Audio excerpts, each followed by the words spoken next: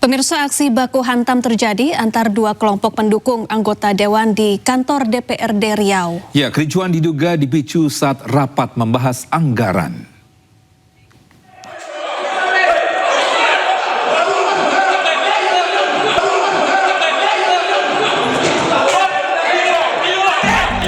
Kericuan terjadi di lobi kantor DPRD Riau Kamis sore. Kericuan diduga terjadi antara dua anggota dewan, yakni Wakil Ketua DPRD Riau Parisman Ikhwan dengan Ketua Komisi 5 DPRD Riau Indra Gunawan. Diduga keributan dipicu saat rapat membahas anggaran dengan tim anggaran pemerintah daerah. Kedua anggota dewan itu adu argumen hingga terjadi kericuhan. Dari rekaman video, terlihat bentrokan meluas ke area lobi DPRD Riau, melibatkan sejumlah pria diduga kelompok pendukung dari kedua anggota dewan tersebut. Sejumlah pendukung terlibat adu jotos dengan petugas keamanan dewan.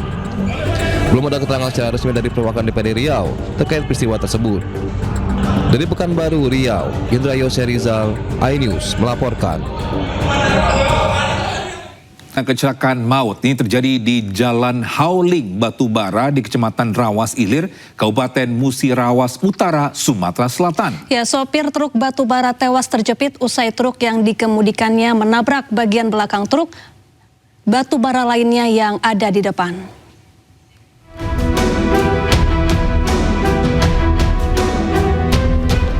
Sebuah dam truk pengangkut batu bara ringsek di bagian depan akibat menabrak bagian belakang dam truk pengangkut batu bara lainnya di Desa Ketapat Bening, Kecamatan Rawas Ilir, Kabupaten Muratara. Sopir tewas di lokasi akibat terjepit di kabin truk yang dikemudikannya. Kejadian berawal saat kedua dam truk pengangkut batu bara berjalan beriringan dengan muatan batu bara melaju dari arah Ketapat Bening menuju ke arah Macang Sakti. Saat di kilometer 110, jarak pandang terbatas dikarenakan jalan berdebu membuat truk yang dikendarai korban menabrak bak belakang dam truk lainnya. Akibat benturan keras, kepala dam truk ringsek parah dan menyebabkan sang supir terjepit. Korban tewas bernama Dodi, warga Lubuk Kemang, Kecamatan Rawaulu, sudah dibawa ke rumah duka dan dimakamkan oleh pihak keluarga. Kasus kecelakaan sudah ditangani Polres Muratara guna proses penyelidikan lebih lanjut. Dari Muratara, Sumatera Selatan, Sudirman, iNews melaporkan.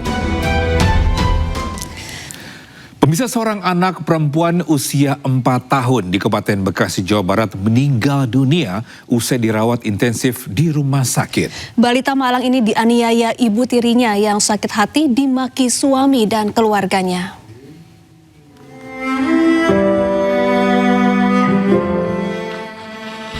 Setelah kritis dan dirawat intensif di RSUD Koja, Jakarta Utara, anak perempuan usia 4 tahun, korban penganiayaan ibu tiri di Kabupaten Bekasi, meninggal dunia. Keluarga menolak jasa diotopsi dan langsung memakamkan jenazah korban di kampung halamannya di Lebak, Banten. Polres Metro Bekasi telah menahan dan menetapkan ibu tiri korban menjadi tersangka. Dari hasil pemeriksaan terungkap, korban kerap dianiaya tersangka yang sakit hati karena perkataan sang suami yang juga ayah korban dan keluarganya. Puncaknya, korban dianiaya menggunakan sikat gigi hingga terluka di sekujur tubuh. Jadi hasil pemeriksaan sementara kita sudah melakukan visum luar khususnya, terdapat jadi diantar ke rumah sakit itu sudah dalam kondisi koma, pingsan, tidak sadarkan diri.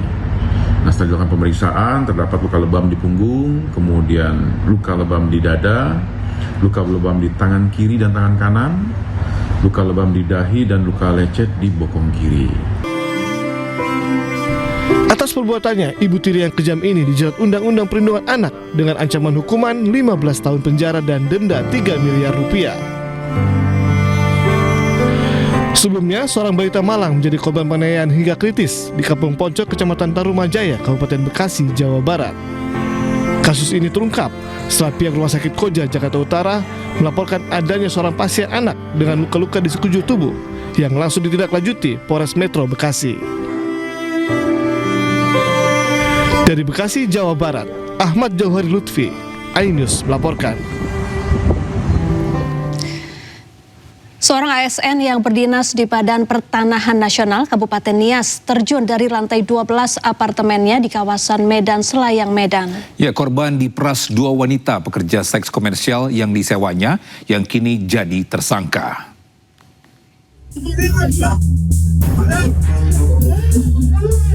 Inilah rekaman CCTV saat seorang ASN yang berdinas di Badan Pertanahan Nasional Kabupaten Nias lompat dari lantai 12 salah satu apartemen di Medan Selayang, Medan. Sebelum lompat, korban sempat berteriak akan bunuh diri. Dari pemeriksaan polisi, korban diperas pekerja seks komersial yang dipesannya sebesar 4,5 juta rupiah. Polisi kini telah tetapkan 2 PSK, FR dan JS sebagai tersangka. Menurut Kasat Reskrim Polrestabes Medan AKBP Adrian Rizky Lubis, korban menggunakan jasa tersangka JS dengan tarif Rp850.000. Usai dibayar, korban disebut meminta layanan seks tambahan. Korban terkejut karena tersangka meminta uang tambahan sebesar 4,5 juta rupiah. Cekcok antara korban yang menolak membayar dengan kedua tersangka berujung korban lompat dari lantai 12 apartemen hingga tewas. Mereka itu meminta uang tambahan sebesar 4.500.000. 4.500.000 ini yang adegan tambahan tadi, yang PJ tadi itu. Sebelumnya kan yang melakukan persetujuan kan 850.000. Sedangkan untuk adegan tambahannya mereka minta 4.500.000. Itu berarti kan dilipat lah ya.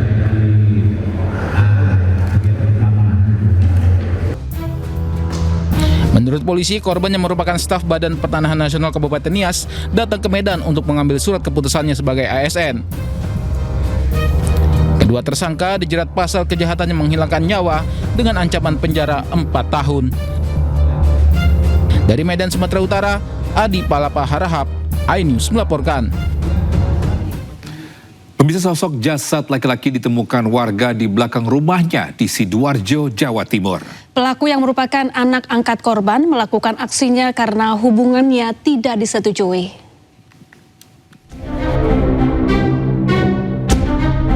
DM dan NJS tak berkutik saat ditangkap usai membunuh Gatot Triwahyu yang jasadnya ditemukan terkubur di halaman belakang rumahnya di Sidoarjo, Jawa Timur. Ironisnya, salah satu pelaku pembunuhan ini ternyata adalah putri angkat korban sendiri. Pelaku DM mengaku membunuh korban karena hubungannya tidak disetujui serta kerap dimarahi korban sejak kecil. Sementara kekasihnya, NJS, mengaku membantu DM karena diiming-imingi akan diberi uang oleh DM. Pelaku menganiaya korban dengan senjata tajam hingga korban mengalami luka parah di sejumlah bagian tubuh. Tersangka mengaku memiliki motif karena hubungan dengan pasangannya tidak mendapat restu dari pihak keluarga dengan alasan kondisi ekonomi keluarganya yang kurang mampu. Warga sekitar sempat mendengar korban meminta tolong sebelum akhirnya menghilang. Akibat perbuatannya, kedua pelaku terancam akan dijerat dengan pasal pembunuhan berencana dengan ancaman hukuman maksimal mati atau 20 tahun penjara. Dari Sidoarjo, Jawa Timur, Mukhtar Bagus, iNews melaporkan. Ya, sementara itu polisi melakukan otopsi jasad seorang dokter yang jasadnya ditemukan di Semak Belukar di Pekanbaru. Ya, usai diautopsi, polisi juga menemukan sejumlah luka pasca kematian di sejumlah bagian tubuh.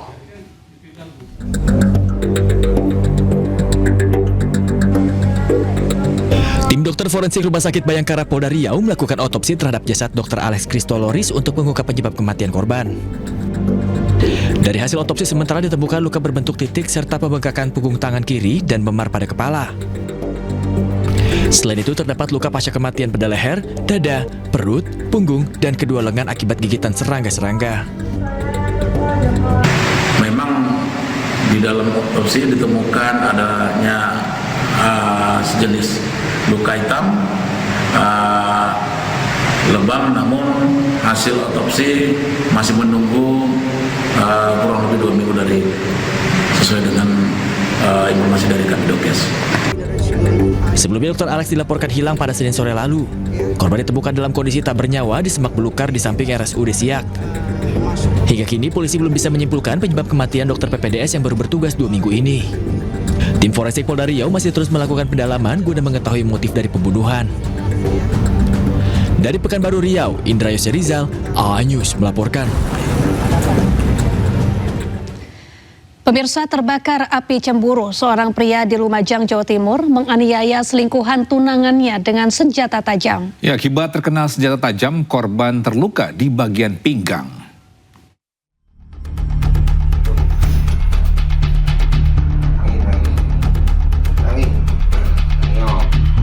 Pria ini tidak berkutik dibangunkan oleh polisi saat tidur di tempat huniannya di Kelurahan Tompokersan, Lumajang. Pria 23 tahun ini diduga menganiaya seorang pemuda hingga terluka. Meski sempat berkelit, akhirnya pria ini mengakui perbuatannya. Ia juga menunjukkan senjata tajam yang digunakan untuk menganiaya korban. Polisi membawa pelaku berikut barang bukti ke Polsek Kota Lumajang. Hasil pemeriksaan, penganiayaan terjadi usai pelaku memergoki korban dan tunangannya di sebuah tempat kos. Pelaku mengaku menganiaya dipicu lantaran korban mengganggu hubungan asmaranya dengan tunangannya. Dia itu udah bolak-balik, udah tunangan saya, dan sudah bolak-balik saya ingatkan. Dan semalam itu dia ngajak keluar, dan dia sampai sama dia dibawa sama di kos-kosan. Terus begitu saya jemput di kos-kosan, terus saya bawa pulang, dan tiba-tiba Rizky itu mengikuti saya. Untuk motifnya dari pemeriksaan setelah kami dalami, menurut pengakuan karena pacar dari pelaku sering digoda oleh korban. Sementara korban yang terluka akibat terkena senjata tajam yang dilemparkan oleh pelaku mendapatkan 12 jahitan di bagian pinggang. Dari Lumajang, Jawa Timur, Yayan Nugroho, iNews melaporkan.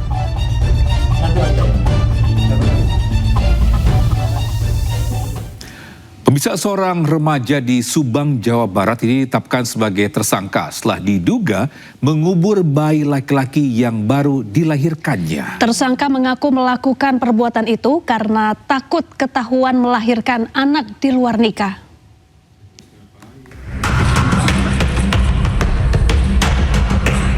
Warga Dusun Kaleb, Kecamatan Pusakanagara, Kabupaten Subang digegerkan dengan penemuan jasad bayi laki-laki yang terkubur setengah badan di lokasi pembuangan sampah. Setelah diselidiki, unit PPA Satreskrim Polres Subang mengamankan dan menetapkan seorang gadis berinisial J 19 tahun sebagai tersangka kasus penemuan bayi tersebut. Hasil pemeriksaan, tersangka diduga mengubur bayi yang baru dilahirkannya karena takut diketahui keluarga dan warga telah melahirkan anak di luar nikah. Kepada penyidik, pelaku mengira bayinya telah meninggal lantaran tidak menangis saat dilahirkan, sehingga langsung menguburkan sang bayi. Sementara dari hasil otopsi tidak ditemukan tanda-tanda kekerasan pada tubuh bayi. Motifnya yaitu bahwa terduga tersangka tersebut hamil di luar nikah. Kami masih terus melakukan pengejaran terhadap ayah terduga biologisnya. Akibat perbuatannya, tersangka terancam hukuman hingga 7 tahun penjara. Kini polisi juga memburu seorang pria yang diduga ayah biologis bayi tersebut. Dari Subang, Jawa Barat, Yudi Heriawan Juanda, iNews melaporkan.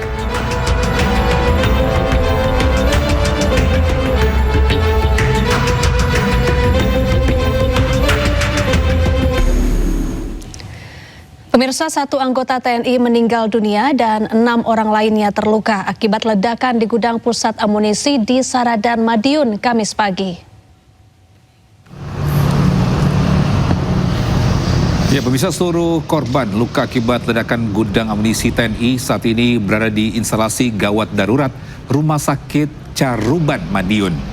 Terdapat 2 orang yang mengalami luka berat dan 2 orang lainnya luka ringan.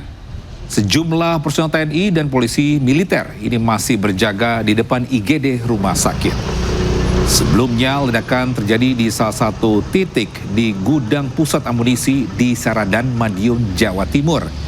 Akibat ledakan ini, 1 anggota TNI gugur dan beberapa luka-luka.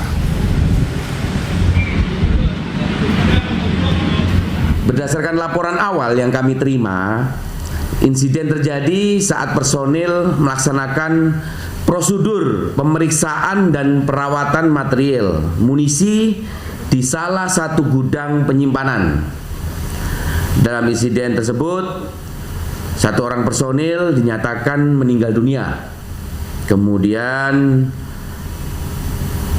4 orang mengalami luka berat dan 2 orang lainnya mengalami luka ringan. Sesaat setelah kejadian, satuan segera melakukan evakuasi seluruh korban ke rumah sakit untuk mendapatkan penanganan medis secara cepat, sekaligus melaporkan secara prosedural dan berjenjang.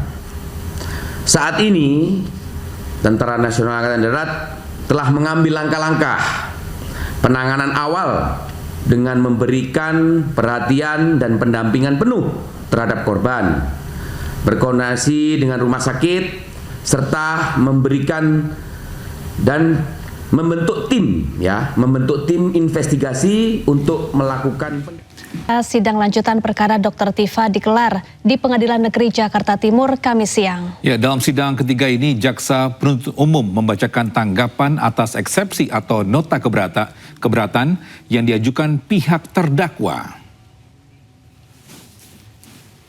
Ya, dalam persidangan jaksa meminta majelis hakim menolak seluruh eksepsi yang diajukan tim kuasa hukum Dr. Tifa. Menurut jaksa, surat dakwaan telah disusun secara cermat, jelas, dan lengkap sesuai ketentuan KUHP.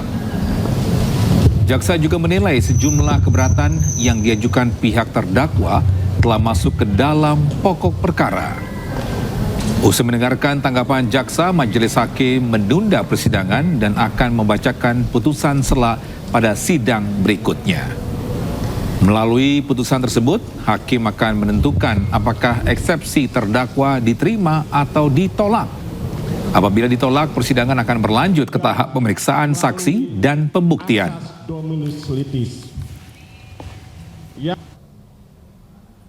Nah, jadi kemudian yang paling penting tadi sudah disampaikan pada perkara ini ya, pada sidang hari ini yang paling penting sebetulnya adalah sesi yang terakhir ya teman-teman ya, masyarakat Indonesia.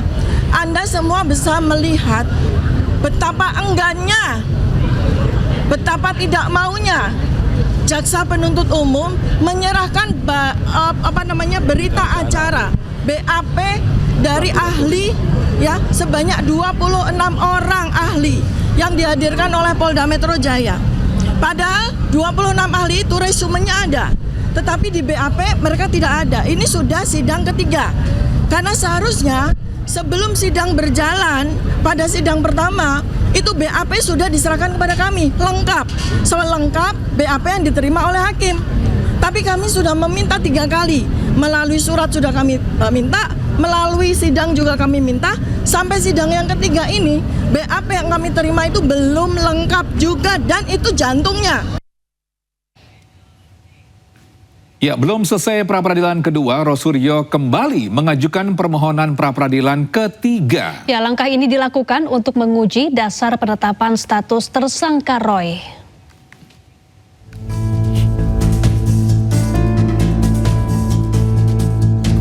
Kuasa hukum Roy Suryo, Abdul Ghafur Sangaji, mengajukan gugatan pra-peradilan ketiga untuk mensomasi Polda Metro Jaya secara parsial tentang pasal-pasal penetapan tersangka. Langkah tersebut dilakukan untuk menguji alat bukti permulaan yang menjadi fokus dalam kasus tuduhan ijazah palsu Presiden ke-7 Joko Widodo terkait Undang-Undang Informasi dan Transaksi Elektronik. Selain itu, permohonan pra-peradilan diajukan secara terpisah untuk setiap pasal yang dijadikan dasar penetapan tersangka. Kami akan mengajukan kembali permohonan pra-peradilan untuk pasal 35 Undang-Undang ITE karena kami ingin melakukan challenging ya, atau mensomir ya termohon secara parsial. Pasal-pasal penetapan tersangka itu kami ingin cicil parsial. Kenapa kami ingin cicil parsial?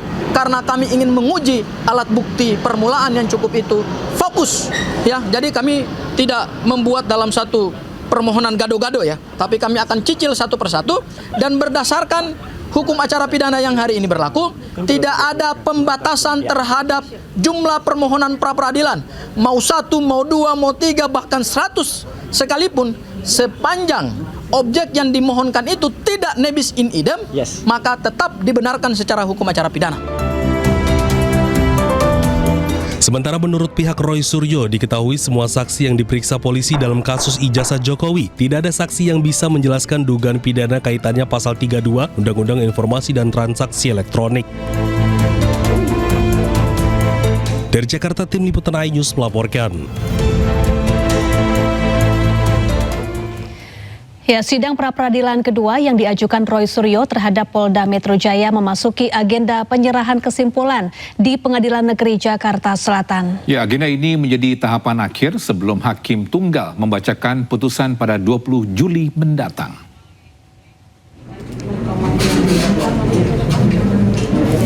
Ya, pemirsa, sidang peradilan Roy Suryo resmi memasuki tahap akhir dengan agenda penyerahan kesimpulan dari pihak pemohon maupun termohon. Seluruh rangkaian persidangan telah selesai dilaksanakan, mulai dari pembacaan permohonan, jawaban dari Polda Metro Jaya, replik, duplik, pemeriksaan saksi ahli hingga pembuktian surat. Kesimpulan yang diserahkan hari ini merupakan rangkuman seluruh fakta hukum yang telah terungkap selama persidangan. Roy Suryo berharap hakim dapat mempertimbangkan dengan bijak dan pra-peradilan kedua yang diajukan olehnya dapat dikabulkan.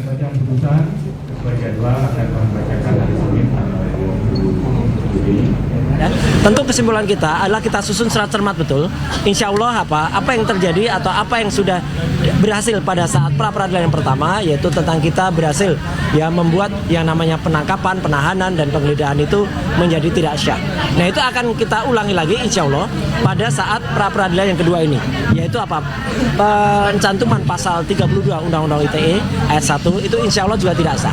Dengan adanya fakta-fakta ini termasuk fakta-fakta persidangan ahli dan tidak ada saksi di pra-peradilan yang kedua, kami mohonkan kepada Hakim Tunggal itu untuk menggunakan benar-benar pikiran dan kebijakannya.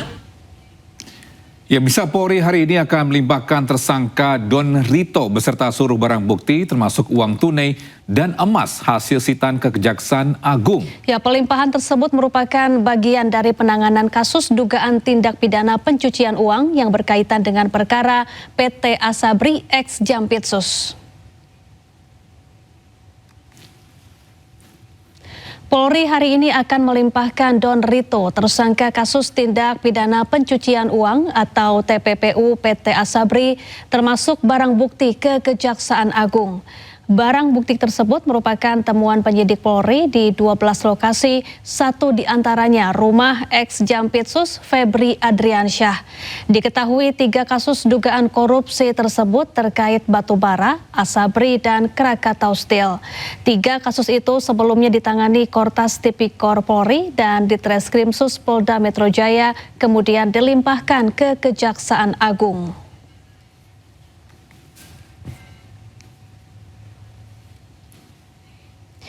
Ya, untuk mengetahui informasi terkini, kita sudah terhubung dengan rekan Selena Yahya di Polda Metro Jaya. Ya, Selena Yahya, silakan dengan informasinya.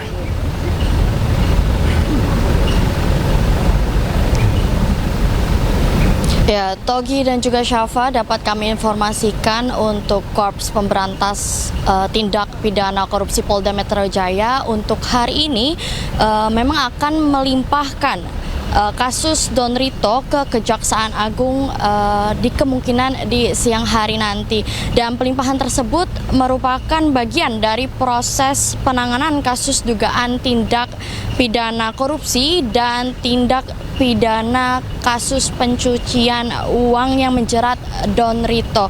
Dan selain tersangka, nantinya penyidik juga akan melimpahkan barang bukti sejumlah uang dan juga emas yang saat ini masih berada di Polda Metro Jaya, yang kemudian akan diberikan ke Kejaksaan Agung begitu.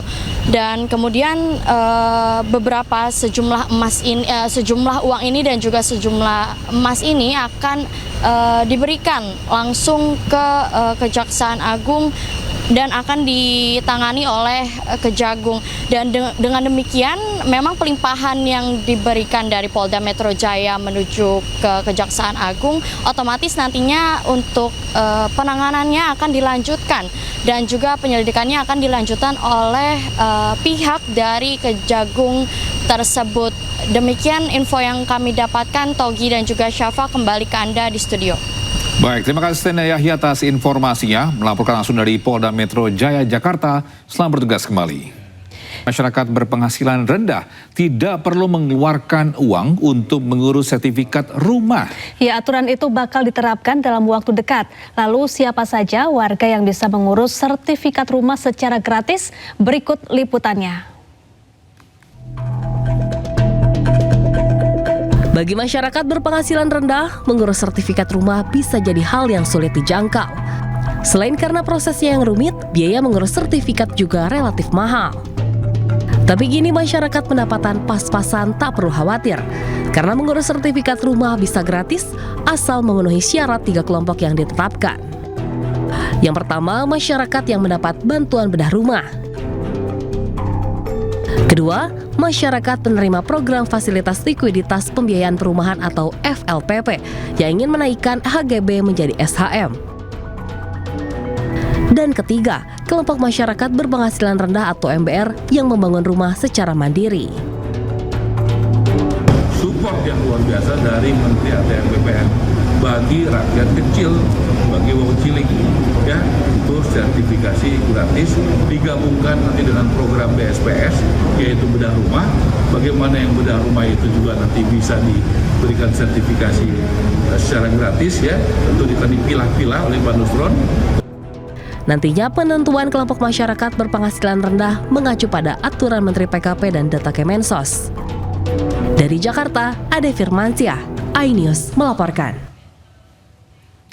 Kita beralih ke informasi lainnya, pemirsa. Kosongnya stok solar di hampir seluruh SPBU di Mandailing, Natal, Sumatera Utara membuat ratusan kendaraan harus mengantri panjang. Ya, kelangkaan solar ini sudah lebih dari 3 pekan.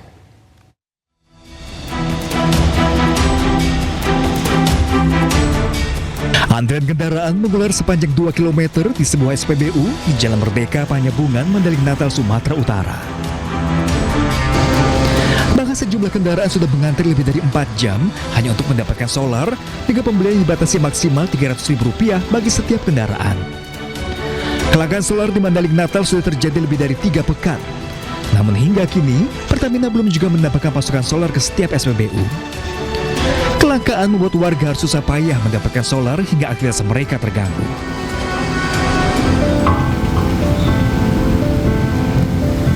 Antrian panjang kendaraan juga terjadi di SPBU Pasar 3, Marelan Raya, Medan saat banjir melanda kawasan tersebut. Kondisi ini tetap berlangsung meski kawasan tersebut masih terendam banjir. Meski harus berdiri dan melintasi genangan air, para pengendara memilih bertahan demi mendapatkan BBM subsidi Pertalite. Para pengendara berharap pasokan BBM tetap terjaga agar kebutuhan masyarakat dapat terpenuhi. Dari Medan, Sumatera Utara, Tim Liputan iNews melaporkan.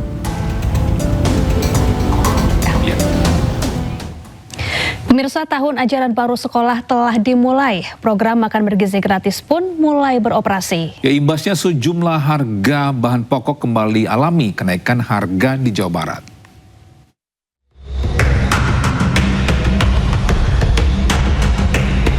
Harga sejumlah bahan pokok kembali naik, imbas program makan bergizi gratis atau MBG kembali beroperasi setelah libur sekolah.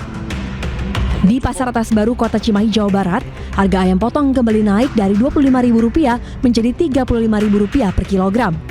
Sedangkan harga telur ayam dari Rp22.000 menjadi Rp26.000.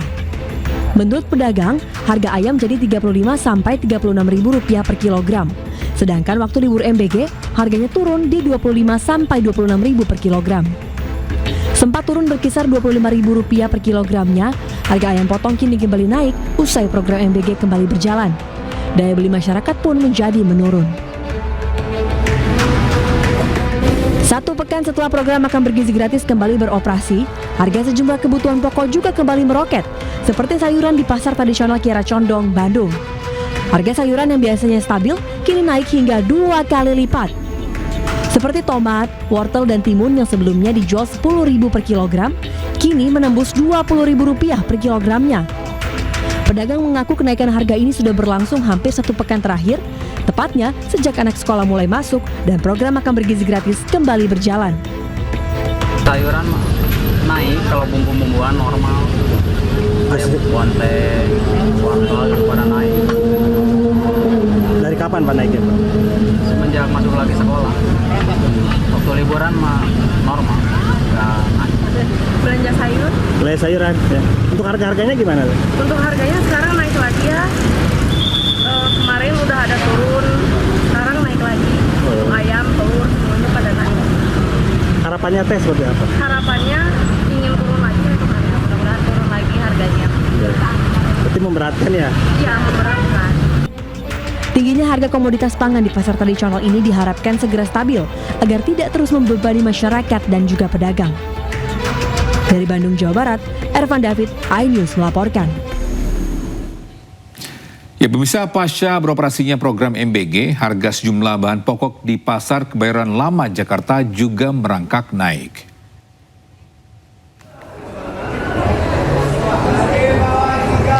Saat ini harga ayam potong Rp50.000 per kilogram yang semula sekitar Rp40.000.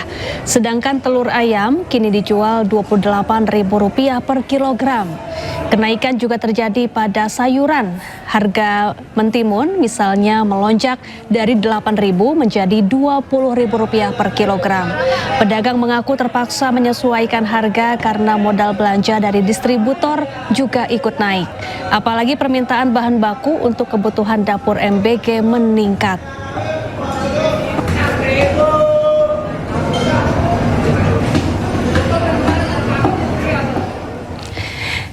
Ya, untuk mengetahui apa saja bahan pangan yang harganya naik, kita sudah terhubung dengan rekan Hadisti Arifah di Pasar Kebayoran Lama. Ya, Hadisti, apa saja atau apa yang menjadi penyebab kenaikan harga sejumlah bahan pangan di sana naik? Yuk. Iya, Toge, Safa, dan juga pemirsa, betul sekali bahwa sejumlah komoditas pangan di Pasar Kebayoran Lama Jakarta Selatan ini juga merangkak naik imbas dari atau mulai berjalannya program makan bergizi gratis atau MBG seiring juga masuknya masa sekolah. Nah, seperti telur ayam ini yang menjadi salah satu bahan utama dalam program MBG ini juga mengalami kenaikan. Nah, kalau di Pasar Kebayoran Lama Jakarta Selatan, harga telur per hari ini mencapai Rp26 hingga Rp27.000 per kilogramnya. Kenaikan ini sudah terjadi selama 1 pekan, yang mana sepekan sebelumnya harga masih berkisar di Rp23 hingga Rp24.000 saja per kilogramnya. Nah, kemudian selain telur ayam, yang juga mengalami kenaikan secara signifikan adalah daging ayam. Daging ayam per hari ini di Pasar Kebayoran Lama Jakarta Selatan ini dibanderol mencapai Rp50.000 per kilogramnya dari harga sebelumnya Rp40.000. Artinya kenaikannya ini mencapai Rp10.000 per kilogramnya. Kemudian kenaikan juga menyasar pada sayur mayur seperti timun yang mengalami kenaikan atau melambung tinggi. Harga timun per hari ini di Pasar Kebayoran Lama Jakarta ini mencapai Rp20.000 per kilogramnya, Togi Syafa. Mana harga sebelumnya ini bisa dibeli di harga Rp8.000 saja, namun hari ini mencapai Rp20.000 per kilogramnya. Tentunya kenaikan ini menjadi keluhan bagi pedagang maupun juga pembeli. Mereka tentu berharap agar pemerintah bisa turun, bisa mengambil langkah yang konkret untuk dapat menstabilkan, untuk dapat kembali membuat harga lebih normal sehingga tidak menyulitkan pembeli ataupun juga pedagang. Nah, kemudian selain 3 bahan utama tadi, ada sejumlah bahan utama ini yang cenderung stabil dan juga normal seperti cabai merah keriting per hari ini masih di harga Rp40.000 per kilogramnya. Kemudian untuk tomat masih di harga Rp14.000, kemudian kentang Rp18.000, dan untuk bawang merah di harga Rp40.000, sementara untuk bawang putih masih di Rp45.000. Togi, Syafa. Iya, terima kasih Hadisti Arifah langsung dari Pasar Kebayoran Lama Jakarta Selatan, dan selamat kembali bertugas. Pemirsa, pasukan Zionis Israel kembali melancarkan serangan udara di lingkungan Al-Der di Lebanon Selatan. Ya, Israel akan terus beroperasi di Lebanon untuk menghilangkan ancaman apapun terhadap tentaranya dan warga sipil Israel. Ya, pemirsa, asap mengepul terjadi di atas Nabatih Fauka. Ini setelah serangan udara pasukan Zionis Israel di lingkungan Al-Dir di Lebanon Selatan. Media lokal Lebanon mengklaim pesawat tempur Israel menyerang dalam 2 gelombang. Dalam serangan kali ini, Israel belum memberikan komentar. Namun dalam pernyataan sebelumnya, Israel menyatakan akan terus menyerang di Lebanon Selatan dengan dalih menghilangkan ancaman apapun terhadap tentaranya dan warga sipil Israel. Sementara itu, Israel dan Lebanon mengadakan pembicaraan di Roma pekan ini yang dimediasi oleh Amerika Serikat. Pertemuan yang dimediasi Amerika Serikat ini ditandatangani oleh Lebanon dan Israel pada 26 Juni, namun Hizbullah menolaknya dan terus melakukan serangan lintas batas dengan IDF.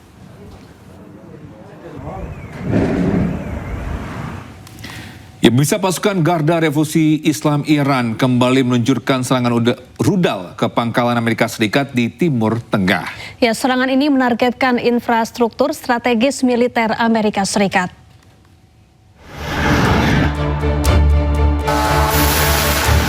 Pasukan Garda Revolusi Islam Iran kembali meluncurkan serangan ke pangkalan Amerika Serikat di Timur Tengah.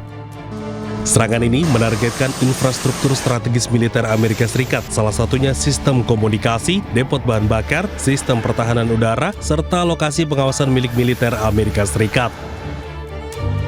Serangan ini merupakan respon atau balasan atas operasi militer yang dilakukan AS dan sekutunya terhadap strategis Iran.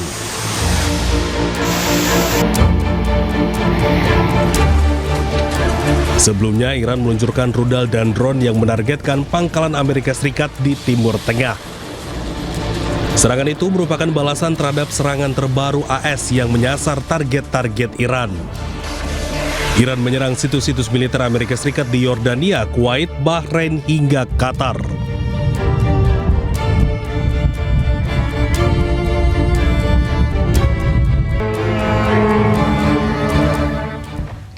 Rudal Amerika Serikat menghantam area dekat rumah sakit kanker anak di kota Ahza, Iran Barat Daya. Ya, sejumlah pasien anak-anak yang sedang dirawat terpaksa dievakuasi. Ya, pemirsa, suasana mencekam saat serangan rudal menghantam area dekat rumah sakit kanker anak. Dokter berlarian mengevakuasi semua pasien anak yang dalam kondisi kritis. Bahkan beberapa di antaranya sedang menjalani operasi saat serangan Amerika Serikat menghantam kawasan sekitar rumah sakit. Serangan ini memicu reaksi keras dari Iran dan sejumlah negara. Iran pun menegaskan akan menyerang balik seluruh pangkalan militer Amerika Serikat yang berada di kawasan. بمباران شده بود طوری بود که اصلا بیماری خاص که تنفسش با اکسیژن و نمیدونم حالا دستگاه ونتیلاتور و ما این توبه داشتیم هم طوری Pemirsa, Israel masih terus meneror warga Palestina di tepi barat. Pemukim Israel membakar kendaraan warga Palestina. Sementara di Han Yunis, Gaza Selatan, serangan udara Israel menghantam kendaraan warga yang tengah melaju dan menewaskan seorang warga. Ya, pemirsa, informasi ini sekaligus menutup jumpa kita di iNews Today edisi hari ini. Temukan informasi-informasi terbaru lainnya di www.inews.id. Dan cuplikan tayangan berita iNews dapat Anda saksikan di kanal YouTube @official iNews. Setelah ini Anda bisa langsung menyaksikan iNews Siang bersama rekan kami Rosalin Ciu dan Jen Cahyani. Ya, dan bisa terima kasih Anda telah menyaksikan program iNews Today hari ini. Tetap jaga kesehatan dengan memilih air mineral dengan kemasan tersegel sehingga lebih aman dan terlindungi bebas dari debu. Saya Togi Sinaga. Dan saya Syafaati Suryo. Terima kasih dan sampai jumpa.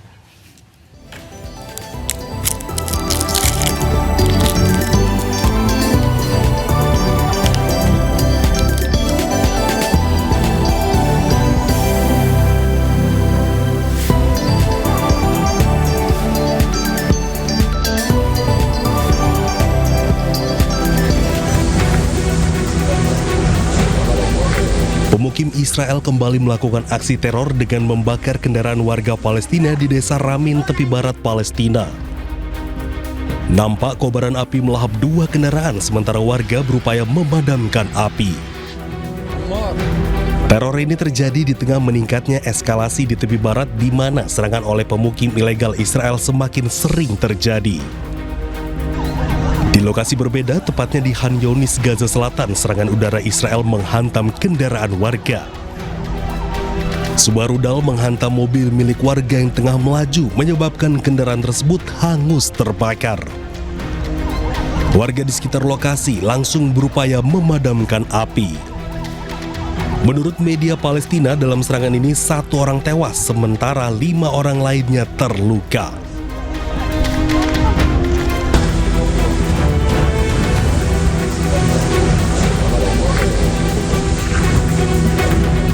Dengan membakar